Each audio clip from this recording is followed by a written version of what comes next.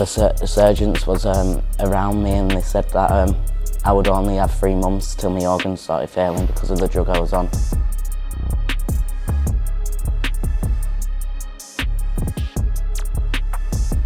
Mum, she couldn't see the way I was living no more. She couldn't cope. I had to wear nappies at home because I was just weeing in my mum's house. I couldn't hold my urine in, it just kept on walking down the stairs and I was urinating all the way down the stairs.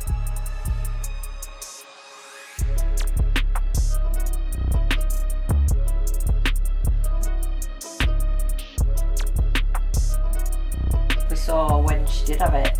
I mean, I've spent hours and hours and hours in Phoebe's bedroom with her where she's been rocking on all fours, just literally curled up in a fetal position on the floor, just crying and crying and crying, trying not to take the ketamine, but then in the same breath wanting the ketamine because she knows that that'll take the pain away. In Colne now, we've just come off motorway now. Colne's like a little town just on outskirts of Burnley. It's only small, but the drug rate and more so the ketamine rates over here are massive. I've sort of grown up with quite a few lads over here that have took it and sold it and one thing and another, you know, and there's a whole epidemic over here on it, you know. Who in the right mind would carry on using when all this is going on? But it's the insanity of the illness. I didn't want to be using, but my mind would play tricks on me, and because I'd be in that much pain, physical pain, I just needed something instant to take the edge off it.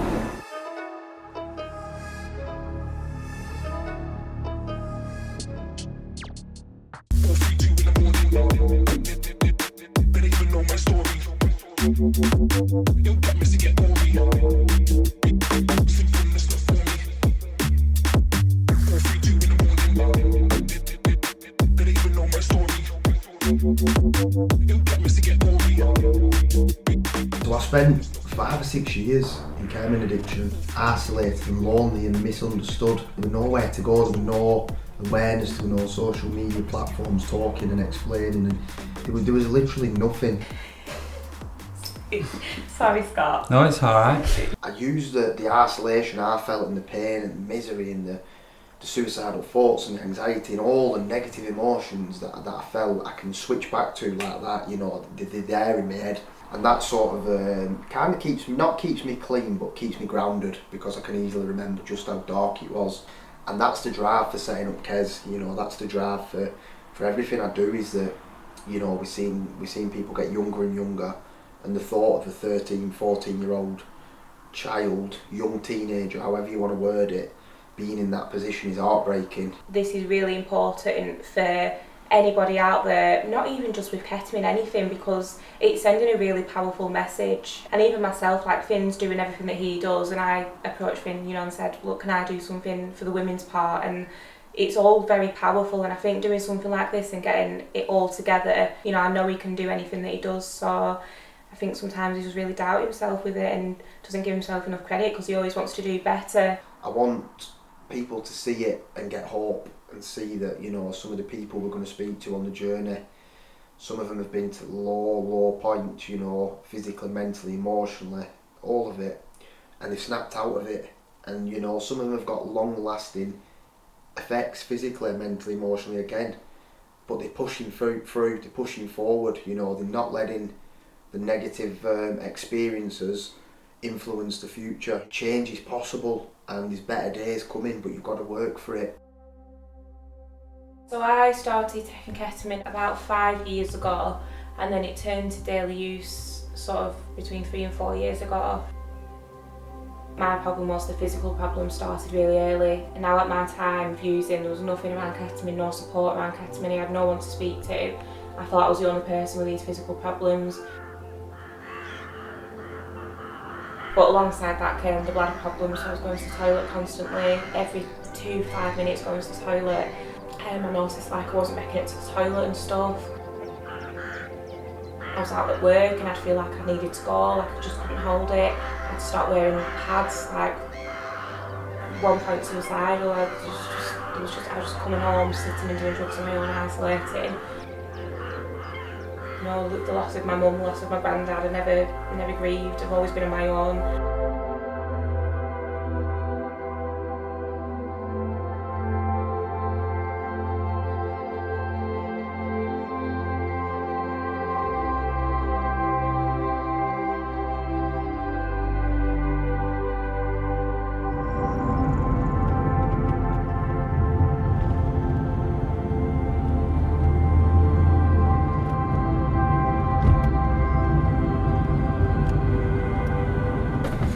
you getting on? You alright? Yeah, not too bad. It's just going to be like blood test, Yeah. measure my height and weight, do a urine sample, that kind of stuff. They've given me a double slot, so they've requested 4 hours, but I can't see it taking that long. Yeah.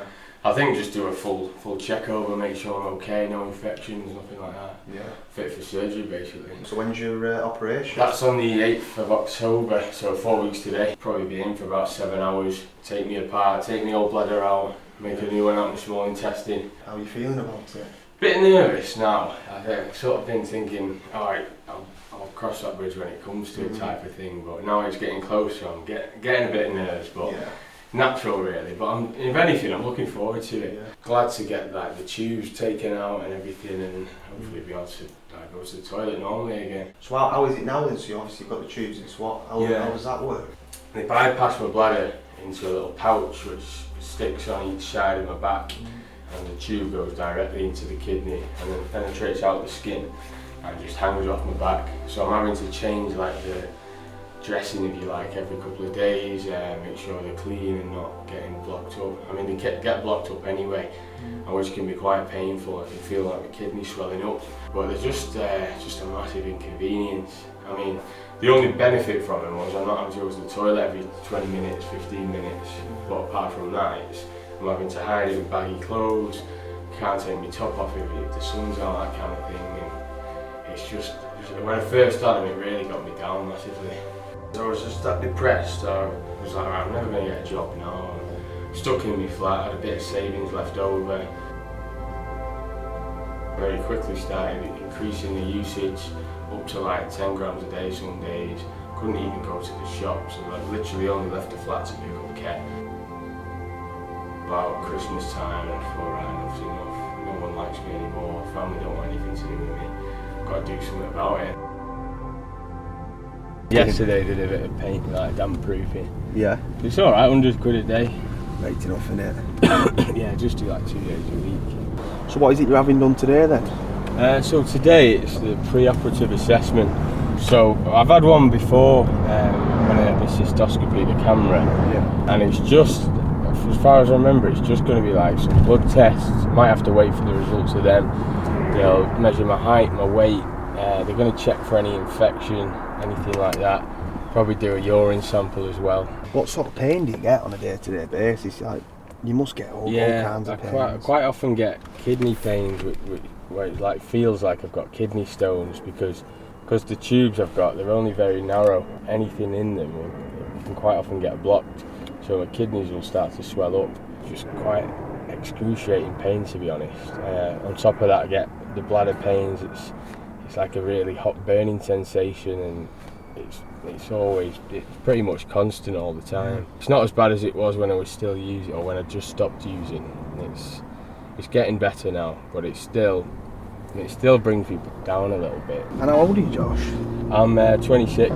26. And how long were you using for? I was using for about 10 years, to be honest. Started at 16, just at the weekends. Yeah. And then it sort of progressed to the odd night in the week. Yeah. And then probably lockdown, so it was about maybe 21 when I just started using it at home all the time. Yeah. And pretty much the last 4 or 5 years it's been pretty much every day. Ket nowadays, it's not Ket anymore, so it's mixed with all sorts of shit, and I think that as well has a huge impact on the effect that it's having on your body. You know, hypothetically, if you didn't get into recovery this time around, now you've already got mega consequences.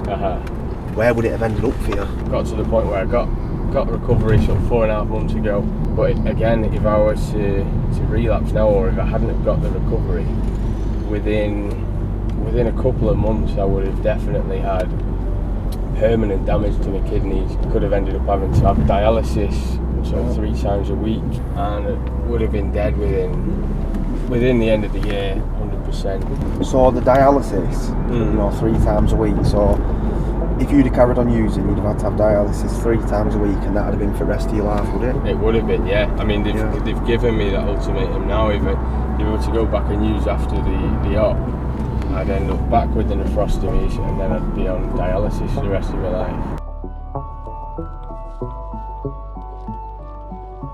Who in the right mind would carry on using when all this is going on? But it's the insanity of the illness. I didn't want to be using, but my mind would play tricks on me, and because I'd been in that much pain, physical pain, I just needed something instant to take the edge off it.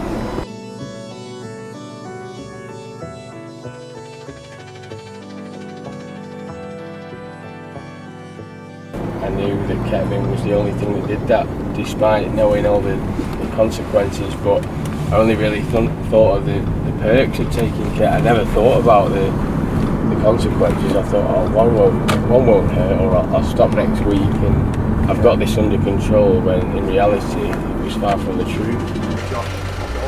Nice one, mate, yeah? Yeah, we'll stay in touch, yeah? Yes, yeah. Good luck with it, mate. Alright, take care.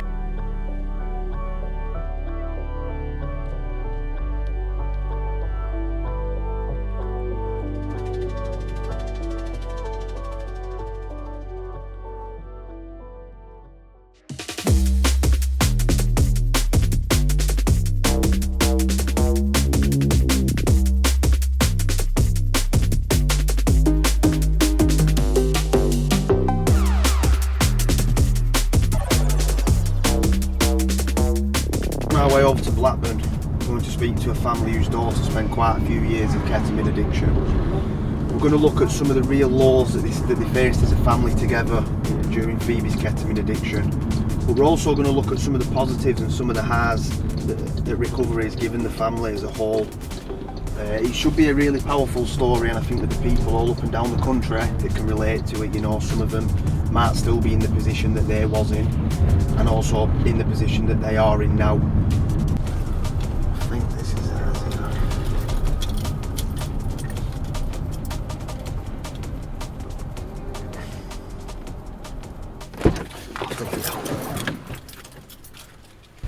open now. Alright? Yeah. How long have you had it? Beginning of June? Yeah. Isn't it? Kept the tan on. Yeah, with roof down and all. Have you been at sunbeds? No, that's No, I don't go sunbeds. No. Yeah, you do. I've been for ages. Where did it start with Phoebe's ketamine addiction? We didn't find out until she was quite far down the route, if we're honest. She was always like a happy, giggly, fun little kid, and then the teenage years hit, and alcohol becomes a go-to thing to fit in with the crowd, and I think that's where Phoebe started to trial with different drugs. So how long prior to your parents finding out, Phoebe, were you taking ketamine? I was using it for a total of like 5 years, but I didn't always live with my parents. When I started it, I got with an ex-boyfriend, so I was living with him and his parents. I got involved in a big group of friends, and it was fun, do you know? We was all going out partying, festivals, raves, things like that. Like I say, it was just a bit of fun, and then COVID hit, and that's when I started just doing it in the bedroom. Even then, I weren't getting consequences from it. I just seen it as like that was the normal thing to do, because we didn't know any different. Do you know, we'd gone from being in lockdown, being in my bedroom, and using it on like video party things I used to be able to do. And then I just got stuck in them ways. But then when the consequences did start to fall into place, like that's when I probably let use know, because I needed the help. How long did it take for, you know, from roughly the start of your ketamine use till you started seeing physical consequences? I'd say after about 2 years, really. The first 2 years, nothing really, I didn't see an effect or feel any effects. The initial first side effect was the cat cramps. And it was like this little twinge in my stomach, and then they just progressively got worse. Do you know? And then my weight majorly dropped. I've always been quite petite anyway, so to notice it on me was like, it was drastic. Do you know what I mean? I couldn't afford to really lose weight. When the cat cramps started to go, that's when the bladder effects started to come into place. Did you reach out to any GPs, you know, drug and alcohol service? No. Dealt with it myself, and my ex, obviously he used to get them sometimes as well, so I'd just like, it'd just be me and him, do you know? And then they go, don't they? When they go, like, you feel brand new again, you're back to normal, and then that's why you take it, and then you take it again. That's Definitely. the cycle we were in, Yeah. very much so, for the last 12 months. Yeah. Where it was I'm in pain, the only thing that's going to get rid of it is the ketamine. It was like I was trying to pull wool over your eyes, weren't it? But it's like I'm screaming and I'm absolutely broken, and all I'm thinking of is just I need some more cat, because that's will fix it all. She'd gone through hours and hours of being in absolute agony, constant discomfort, trying to get to the toilet, not being able to get to the toilet. It was horrible, but then the ketamine just took it away. So we knew then that it was a cycle that was going to be really difficult to break. I always said I would see it coming if my children take any sort of substance, and that I didn't see coming. I used to pick Phoebe up from work every night, and when we actually did find out, one of the things that I used to notice was I knew when she took it coming home and when she hadn't. I could tell the difference. Some nights it was like she was dead next to me. So all the time you're in this hall and it's just taking pieces from you all the time. It's just taking from you, to the point, and what people ever think about this is, I've never ever spoke about it, but it's the one thing that actually I do get trauma from. She was in that much pain. I actually took her, which was the bit that actually finished me off, to a dealer and sat outside the house while she went in and got some ketamine, and then said, can we just go to McDonald's? Yeah, I knew where we were, I knew what we were, Christ, I'd lived it for so long, I knew what we were. And she went to McDonald's, took it. But at that point it didn't really matter, because I'd seen the worst of it. I said, that's just finished me. That's took the last part of me. People probably think of me as taking it to a dealer was wrong. I shouldn't have done it. But believe me, when you see your child at that point and that low, yeah, I don't know. Alright.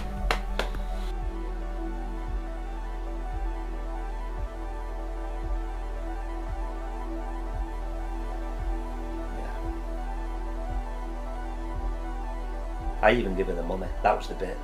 I even give her the money.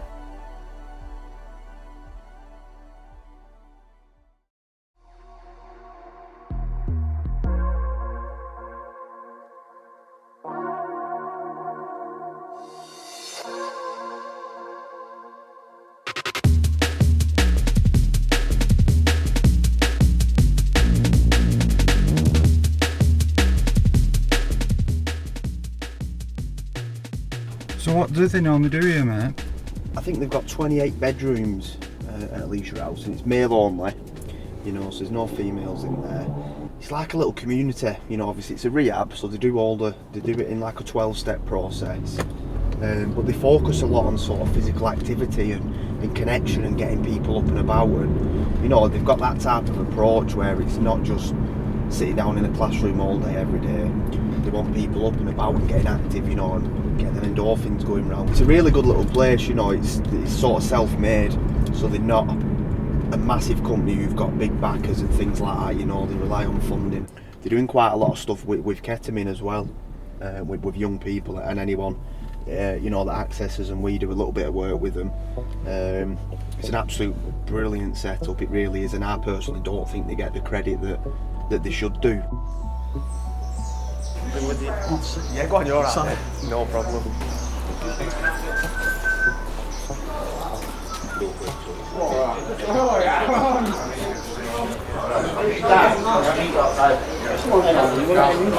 It brings a whole new level of empathy, doesn't it, when you've lived it. Even like someone who's not took ketamine, you've still been in the depths of addiction, you know. 100%, yeah. Yeah. Where did you first get into ketamine? Where did your journey start? Would have been in about high school. For me, I never really fit in a crowd in my year. I always chilled with older people, and they obviously found drugs, and we used to drink all at that time, and then I would go home, and my mum would be like, "You're drunk," and I would say, "No, I'm not." And anyway, on the weekend, we'll go on to different houses or do it out in town, go to Morecambe. We caused a lot of trouble in Morecambe, and We found Cork first, and then it came into Ket, and then we mixed the Cork and the Ket together and we called it Calvin Klein. And I didn't like the way the Cork made me feel. It made me paranoid, my heart was going too fast. But the Ket, it just slowed me down. So that's where I first found Ket. It just slowed me right down, and I thought I like it. So when you say it slowed you down, do you mean physically, mentally, emotionally? All of that. All of it. My head just slowed down. I weren't as erratic. I weren't jumping about. I felt like I could sit with myself. Started that on a weekend, then I started doing it in school, thinking I'm the class clown, you know. And then I could sit, could calm down, I could concentrate a bit, but everything that went into my head, it left. And then when I went into college, that's when it started becoming a big problem for me. I started working in a job, and I started seeing an income. I've always wanted to be a paramedic, but because I liked money coming in, I dropped out of college and went to work where I was working full time. In the job I was in, everyone was on it. Everyone was on it. Until one day after 3 years, you know, of being addicted to it every day, needing it every day, got sacked, and then it went doubled up to about 10, 11 grams a day, basically killing myself, you know. So where did sort of your recovery journey start, you know, the first time around? My recovery journey first ever started when I kept on going to the hospital constantly, you know, with the symptoms of peeing blood, jelly, couldn't straighten up my body, I couldn't get out of the bath no more, kept on going to the hospital. The surgeons was around me, and they said that I would only have 3 months till my organs started failing because of the drug I was on. And my sister told my mum, and that's when I started getting help. I thought I couldn't tell my mum, but my mum understood. And my mum came to the hospital with me saying, look, he needs help. The hospital was saying he needs to sort his mental health out, and then the drugs out and all that. It was just getting passed and passed. Mum just couldn't see the way I was living no more. She couldn't cope. I had to wear nappies at home because I was just weeing in my mum's house. I couldn't hold my urine in, it just kept on walking down the stairs, and I was urinating all the way down the stairs. Couldn't get out the baths, and my mum just couldn't see me like that no more. And then I very quickly relapsed to where I couldn't put it back down, no matter how much my family cried.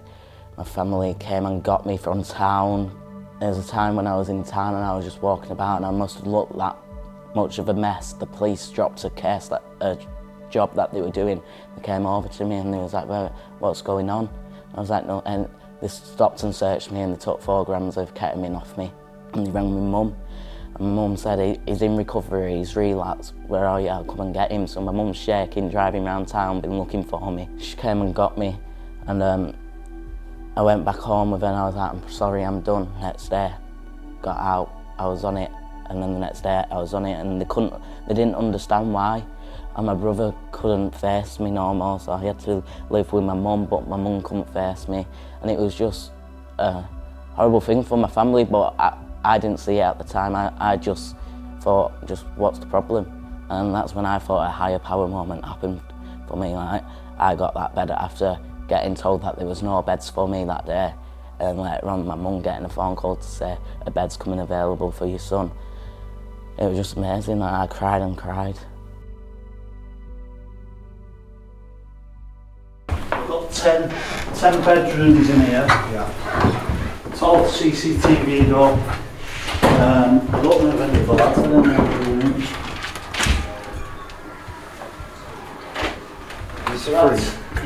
This is one of the lads' rooms. Wardrobe, chest of drawers, bedside table. You know, it feels like you're in somebody's bedroom, and I think that's important, isn't it, for people to have that. They're all like little space, yeah. So there's 10 rooms up here, 3 bathrooms. Yeah. Between the lads, showers, toilets and stuff. Try and keep it up to a good standard, you know.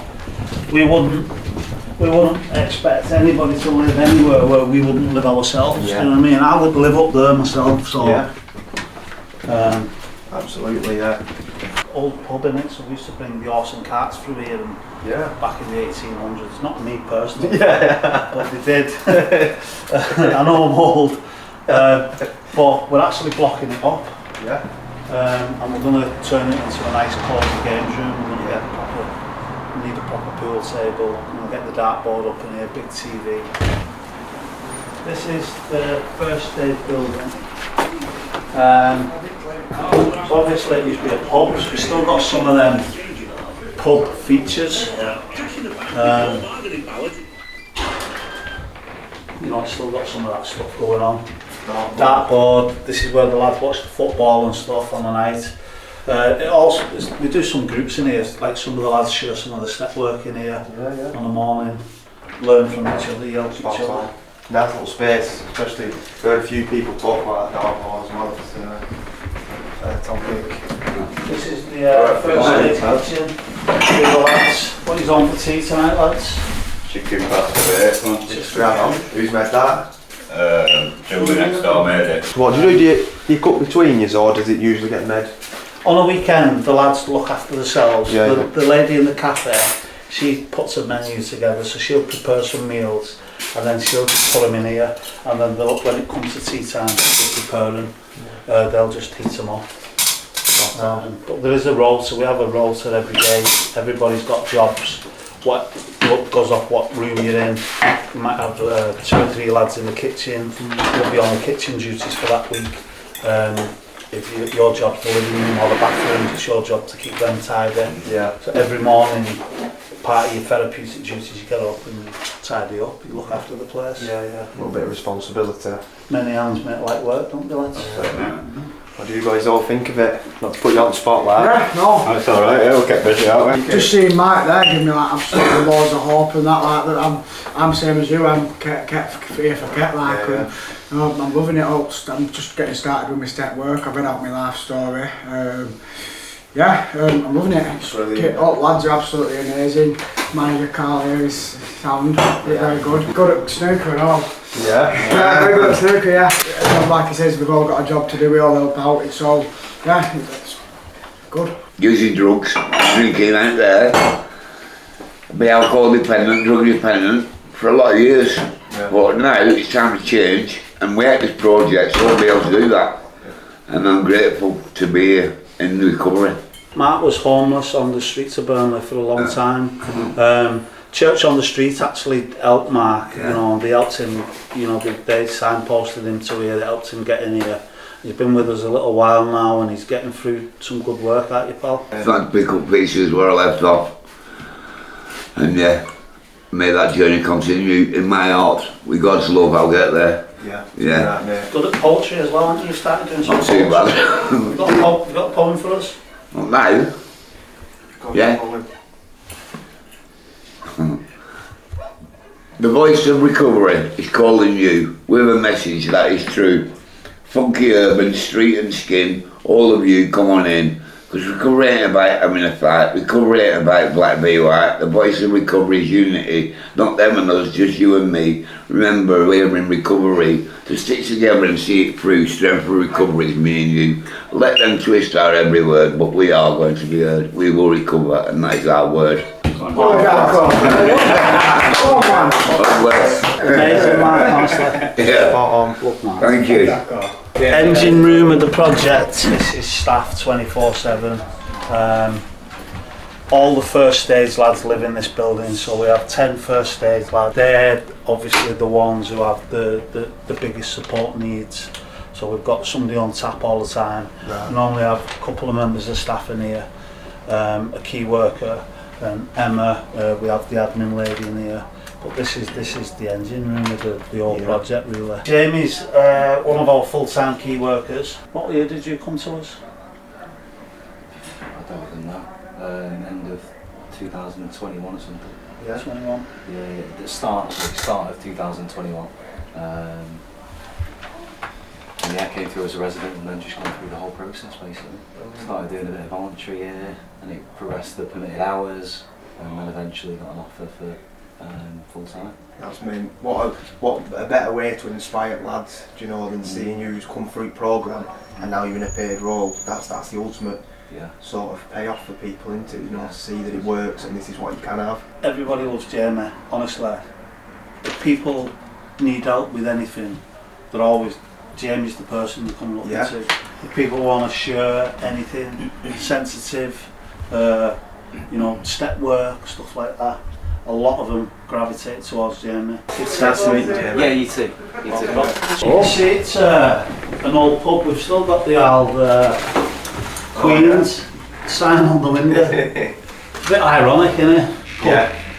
Like some of the locals around here, they come in here and they go, oh, remember you used to come watching bands in here, such a band played there in that corner of this room and stuff. So this is community gym. It was funded by Sport England and the National Lottery. Also Daniel Ray, he got actually murdered in North Wales. He was at university there and got caught up in some stuff, and he died, and his dad was a real kind of, he really wanted to do something, so they done some fundraising. So we implemented some daily exercise into our programme, and we've become a CrossFit affiliate. Our name is CrossFit Co. Obviously it's Elisha House Recovery Community, but every day now this gym we have 4 classes on. That's moving to 5 classes a day from next week, and we've opened it up to the wider public. So we have members of the public coming here as well. Every day there's a workout of the day. We've got a programme, workout of the day on. All the residents come in. Normally we have a 6:30 and a 7:30 class, but we're getting more and more members of the public joining in. Brilliant.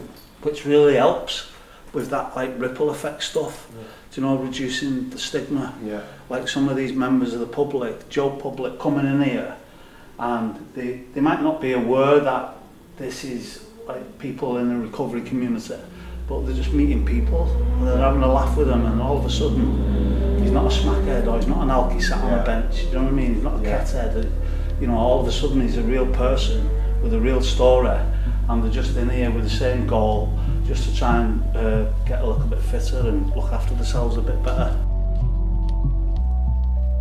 So I went into hospital for the operation. Everything seems to be going all right. Had the anaesthetic, put me to sleep, and then they woke me up about an hour or so later. And I come round and my throat was hurting and stuff, and I wasn't really sure what had gone on. I wasn't in any pain. They explained that I had an anaphylactic shock to the anaesthetic, and subsequently they couldn't carry on with the operation on the day. They didn't say it was indefinitely not going to happen. I've got to wait for allergy tests, which they've now booked for about 4 weeks' time. And then 2 weeks after that, I've got another consultation with the surgeon. So yeah, to start with, I was a bit disappointed really, but I suppose it is what it is. It's out of my control, and I'm still going to have the operation. And it's just got to wait a little bit longer. Moved into this, it's secondary housing, so it's a shared flat. I live with 2 other women. When I came to look around, I just thought, I can't do it, you know, I want to go home, I want to go back home. Thankfully, I managed to convince myself that it was for the best. Me, myself, I feel safe, you know, I've made it as homely as possible. There's not much I can do with it, but once I'm in my room and I've shut my curtains and my door is shut, I just like to believe it's my home. I'm currently volunteering, so it's allowing me to make this progress into my recovery. I've been going into the schools and things like that, and if I go back home I lose all that and I lose myself. I'm the happiest I've been in a very, very long time. It allows me to have the aftercare that's provided from the treatment centre, and I think that's so important. I've done some intense therapy sessions, counselling, which is still available to me, where I'd lose all that if I go back home, and I don't believe that doing treatment fixes you. I think you'll learn about your behaviours and things like that, and I'm just going to continue working on that. And believe it or not, as much as I was scared, I couldn't be happier with where I am, really.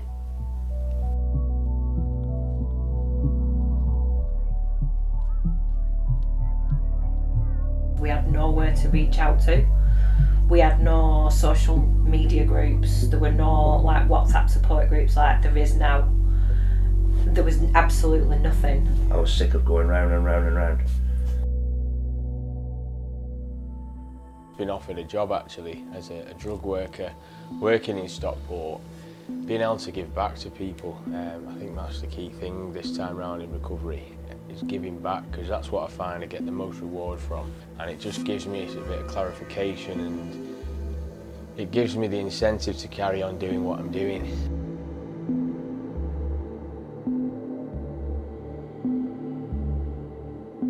What did I have hoped for before I come into Elisha House? I could see my mates living clean on social media, so my hopes were to get clean and be a good dad to Annie and Lily, also be a good boyfriend to my beautiful girlfriend Hayla, and I hope that I could do my dad proud.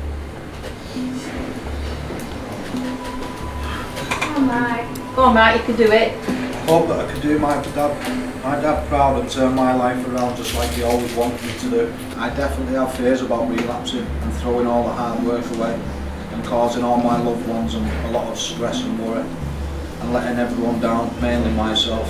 If I stay connected and continue with the meetings and carry on with the step work, I'm pretty sure I will be okay. I hope I continue to make my family proud of what I am doing, and I hope my dad is proud looking down on me.